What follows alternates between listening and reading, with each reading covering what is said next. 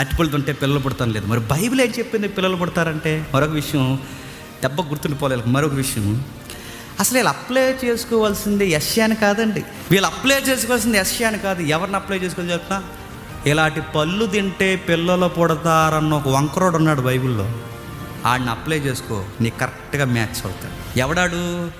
యాకోబు గారు పెద్ద అబ్బాయి.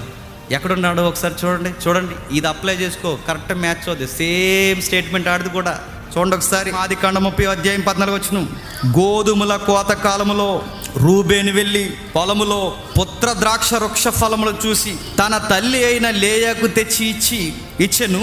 అప్పుడు రాహేలు, నీ కుమారుణ్ణి పుత్ర ద్రాక్ష వృక్షపు పళ్ళులో కొన్ని నాకు దయచేయమని లేయతో అనగా, నా భర్తను తీసుకుంటే అది చాలదా? ఇదో సంసారం గొడవలండి, పక్కన పెట్టండి. ఓ విషయం చెప్తున్నా. అలా తిట్టుకుంటున్నారా అని మనకు అనవసరం. అక్కడ ఒక విషయం జరుగుతుంది చూడండి.